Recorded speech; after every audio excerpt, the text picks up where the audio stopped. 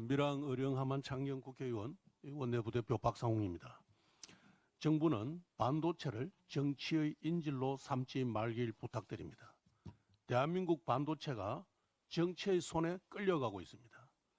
국가 전략 산업이 경제 논리가 아니라 정치 논리로 움직이는 순간 그 피해는 특정 기업이 아니라 대한민국 산업 전체 그리고 국민 모두에게 돌아갑니다.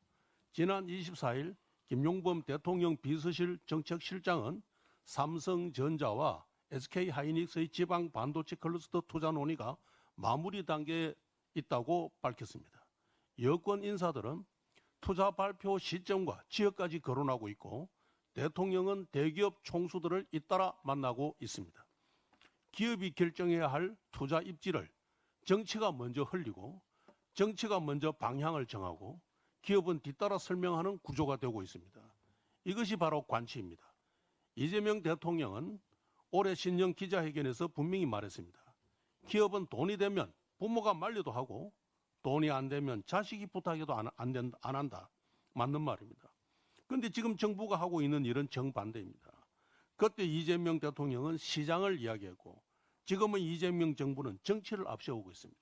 도대체 어느 쪽이 진짜입니까? 반도체는 공장 하나 세운다고 돌아가는 산업이 아닙니다.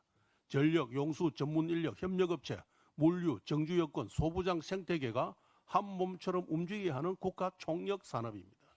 용인 반도체 클러스터만 보더라도 총 960조 원이 투입되고 용인시 전력 수요의 약 8배인 15 내지 16기가와트 전력과 하루 100만 톤의 물이 공업용수가 필요합니다. 그럼에도 용인조차 전력과 용수, 송전망, 반도체 인력 확보 문제를 놓고 사활을 지금 걸고 있습니다.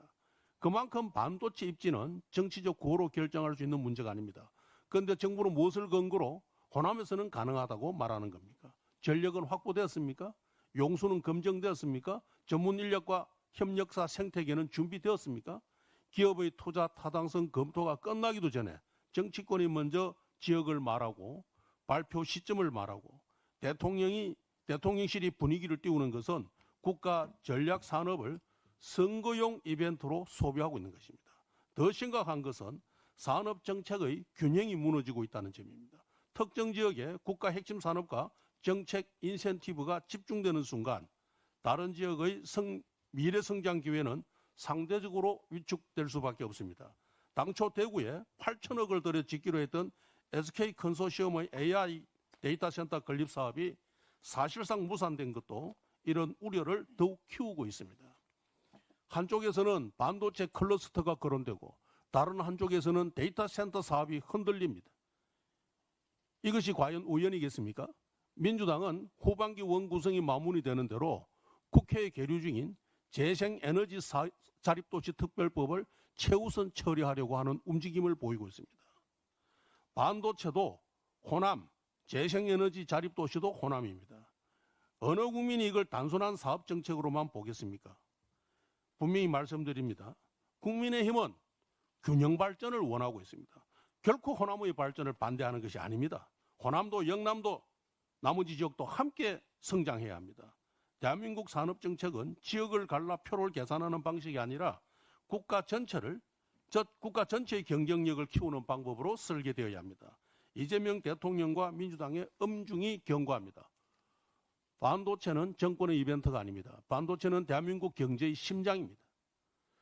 국가 핵심 전략 산업을 정치 일정표 위에 올려놓고 기업 투자를 정권의 홍보물처럼 다루어서는 안 됩니다. 산업정책의 기준은 정치가 아니라 경쟁력이어야 합니다. 입지는 표가 아니라 인프라로 결정해야 합니다. 투자는 압박이 아니라 시장의 판단으로 이루어져야 합니다. 국민의힘은 정권의 전략적 이익을 위해 시장경제의 근간을 흔들고 국가 전략 산업을 정치의 도구로 삼는 이재명 정부의 무책임한 형태를 결코 좌시하지 않겠습니다. 한 가지만 더 말씀드리겠습니다. 지금 원구성이 끝나면 민주당은 재생에너지 자립도시 특별법을 전격적으로 밀어붙이겠다고 공언하고 있습니다.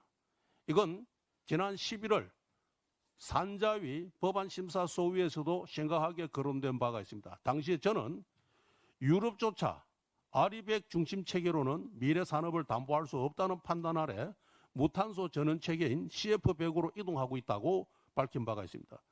우리만 재생에너지 100%라는 구호에 묶여 특별법을 추진하는 것은 결코 타당하지 않다고 주장한 것이 이 언론에 보도된 바가 있습니다. 그날 소위에서 개념 설정, 적용 범위, 공정성, 비용 구조 등 핵심 쟁점에 대해 문제 제기가 잇따랐고 논란이 해소되지 않음에 따라 해당 법안은 심사를 중단하고 재검토하기로 결정해서 전체 회의에 회부하지 않기로 결정한 바가 있습니다. 이렇게 밀어붙이기식의 민주당의 반도체 특별구역을 자의적으로 이렇게 정치적으로 결정하는 모든 수단을 강압적으로 동원하려면 우리 국민의힘은 철저하게 논리적으로 맞서고 국민과 함께 이에 맞서서 대한민국 균형 발전을 위해 함께 노력하겠습니다. 이상입니다.